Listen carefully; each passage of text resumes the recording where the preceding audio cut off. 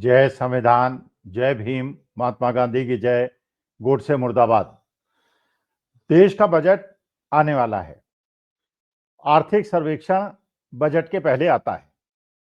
हमारे देश के जो चीफ इकोनॉमिक एडवाइजर हैं वो बताते हैं कि 2025-26 में हमारे देश के अंदर आर्थिक प्रगति कैसी हुई है, क्या क्या ऐसी जगहें हैं पे जहां पे हमें ज्यादा काम करने की आवश्यकता है, क्या क्या हमारी उपलब्धि रही हैं और आगे की दिशा हमारी क्या होगी।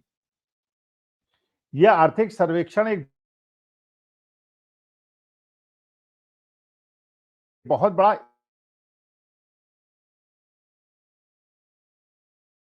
और किस दिशा में काम कर सके, यह आर्थिक सर्वेक्षण दिखाता है। तो चीफ इकोनॉमिक एडवाइजर ने कल 29 तारीख को ये इकोनॉमिक सर्वे पेश किया और इकोनॉमिक सर्वे से जो पता चला उसके आधार पे हम ये आशा कर सकते हैं, अंदाजा लगा सकते हैं कि बजट के अंदर क्या हो सकता है, क्या होने वाला है और किसको फायदा होगा, किसको नुकसान होगा।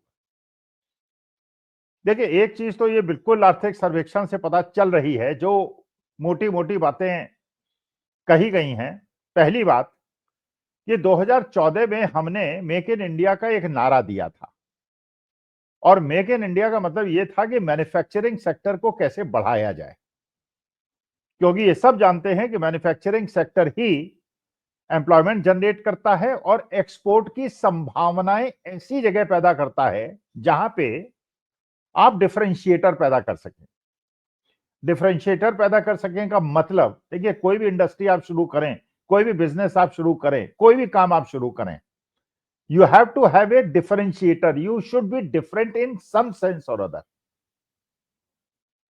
मान लीजिए आप एक अध्यापक हैं, तो अध्यापक के अंदर हम उस अध्यापक को सेलेक्ट करना पसंद करेंगे जिसके अंदर वो विशेषज्ञता है जो दूसरे के पास नहीं है। जैसे मान लीजिए आप कहें कि हम चाय की दुकान खोलेंगे, भाई चाय की दुकान तो कोई भी खोल सकता है, लेकिन अगर आप चाय की दुकान खोलेंगे तो आपकी सफलता के चांसेस इस बात पे डिपेंड करती हैं कि आपकी चाय में ऐसी कौन सी चीज होगी, ऐसी कौन सी तकनीक होगी जिससे आपको सफलता मिलेगी। कि आप जानते हैं कई जगह एक ही क्षेत्र में दो लोग लगे होते हैं, एक सफल होता है, एक असफल होता है। अब चाहे उसके अंदर सॉफ्ट स्किल्स का मामला हो या हार्ड स्किल्स का मामला हो या टेक्नोलॉजिकल इनोवेशन का मामला हो या प्रेजेंटेशन का मामला हो या कम्युनिकेशन का मामला हो, सफलता असफलता के बीच में you have to have a differentiator. और अगर आपके पास डिफरेंशिएटर है तो दूसरा आदमी उसकी कॉपी नहीं कर पाएगा, और डिफरेंशिएटर नहीं है कोई भी कॉपी कर लेगा, और कॉपी कर लेगा तो आप सारे लंबे समय तक सरवाइव नहीं कर पाएंगे।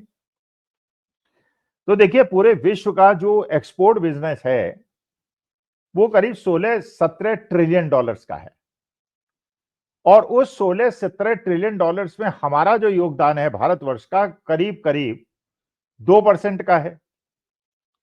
इसका मतलब यह है कि हमारा 2025-26 में करीब 280 बिलियन डॉलर्स का व्यापार घाटा होने की संभावना है। व्यापार घाटा का मतलब क्या?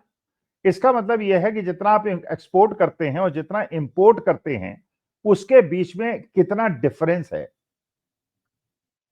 अगर आप एक्सपोर्ट ज्यादा करते हैं, इंपोर्ट कम करते हैं, तो आपका ट्रेड सरप्लस होगा। अगर आप इंपोर्ट ज्यादा करते हैं, एक्सपोर्ट कम करते हैं, तो ट्रेड डेफिसिट होगा। तो भारत का ट्रेड डेफिसिट है और ये करीब 280 बिलियन डॉलर्स का ट्रेड डेफिसिट है, और आपका एक्सपोर्ट जो है 2%, ये कई सालों से लगातार बना हुआ है। इसका मतलब यह है कि 2014 में जो आपने मेक इन इंडिया का कार्यक्रम स्थापित किया, उसके बावजूद आप सरप्लस क्रिएट नहीं कर पाए, और सरप्लस उस एरिया में नहीं क्रिएट कर पाए जिस एरिया के अंदर आप अपने प्राइसेस को डिक्टेट कर सकते हैं। जैसे अगर मान लीजिए आप कोई ऐसी स्पेशलिटी आइटम बनाते हैं, ऐसा कोई यंत्र बनाते हैं जिस यंत्र को बनाने वाले पूरे विश्व के अंदर उपलब्ध नहीं है, तो मानी बात है जो बायर होगा वो झक मार के आपसे खरीदने आएगा और आप प्राइसेस डिटरमिन करेंगे और डिक्टेट करेंगे। लेकिन भारतवर्ष क्या बनाता है और क्या एक्सपोर्ट करता है? हमारा एक्सपोर्ट जो है दालों का है, चावल का है, गेहूं का है, बासमती का है, मछलियों का है, श्रिम्प्स का है, टेक्सटाइल का है, मसालों का है।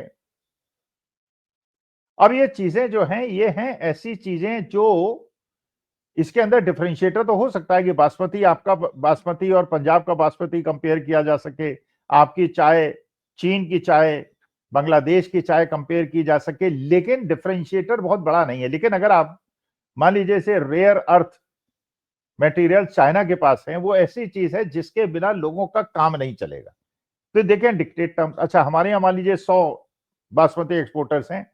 अब बासमती एक्सपोर्टर्स में इतना ज्यादा कट थ्रोट कंपटीशन हो जाएगा जब विदेश वाला उसको खरीदेगा कि वो प्राइसेस को तोड़ देगा, नीचे आ जाएंगे और एक्सपोर्टर्स को फायदा नहीं होगा और जो बायर है उसको फायदा होगा, क्योंकि आपके पास स्पेशलिटी प्रोडक्ट्स नहीं है, आपके पास मैन्युफैक्चरिंग प्रोडक्ट्स नहीं, आपके पास जो भी है वो नेचुरल कमोडिटीज हैं, जिन नेचुरल कमोडिटीज में आपके यहां आपके किसानों ने बहुत ज्यादा मेहनत की है और किसानों ने ये सरप्लस क्रिएट करके, चाहे वो चावल हो, चाहे वो श्रिम्प्स हो, चाहे वो मसाले हों, उसके अंदर बहुत ज्यादा अच्छा काम किया है।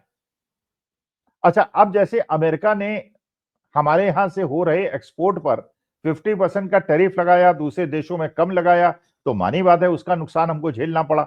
और उसकी वजह से और विदेशी निवेशकों द्वारा भारत के शेयर मार्केट से पैसा निकालने की वजह से न केवल हमारे डॉलर की तुलना में हमारे रुपए की भरपूर गिरावट हुई और आज के तारीख में 92 रुपए का एक डॉलर है, जो मनमोहन सिंह जब सरकार छोड़ के गए थे 58 रुपए का था। इसका माने करीब 50% की गिरावट केवल 11 साल में हो गई है। न केवल अमेरिका की तुलना में, बल्कि पाकिस्तान जैसे देश जिसको गोदी मीडिया दिन रात ये खबरें चलाता है, उसकी हालत बहुत ज्यादा खराब है और उसके यहाँ ट्रेड डेफिसिट बहुत ज्यादा है और उसकी करेंसी बहुत ज्यादा गिर रही है। पाकिस्तान की तुलना में भी पिछले 6 महीने के अंदर हमारी करेंसी 6% गिर गई।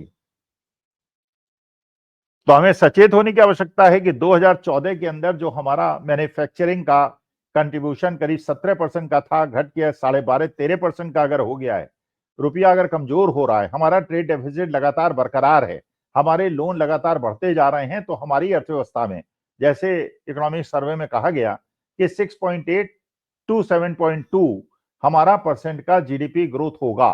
ये होगा, वर्ल्ड बैंक ने कहा ऐसा होगा।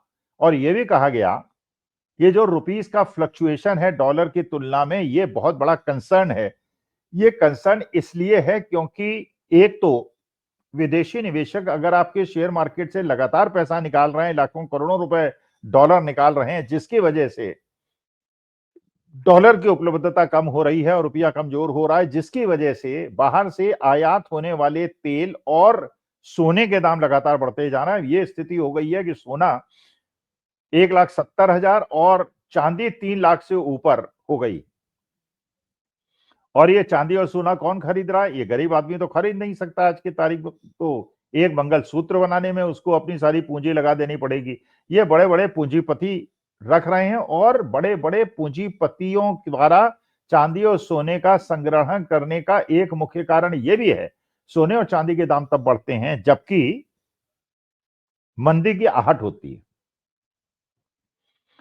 तो अगर इस प्रकार से विदेशी निवेशक भारत को छोड़ रहे हैं, अगर हमारा रुपया न केवल अमेरिका बल्कि सारी करेंसी और पाकिस्तान की तुलना में भी गिर रहा है, अगर हमारा ट्रेड डेफिसिट बढ़ता जा रहा है, अगर हमारा मैन्युफैक्चरिंग नहीं बढ़ रहा है, तो ऐसी स्थिति में इकोनॉमिक सर्वे का विश्लेषण करने से यह पता चलता है कि सरकार के पास जब वो बजट लेके आएगी तो उसके हाथ बंधे हुए हैं, लोन उसके बढ़ते चले जा रहे हैं।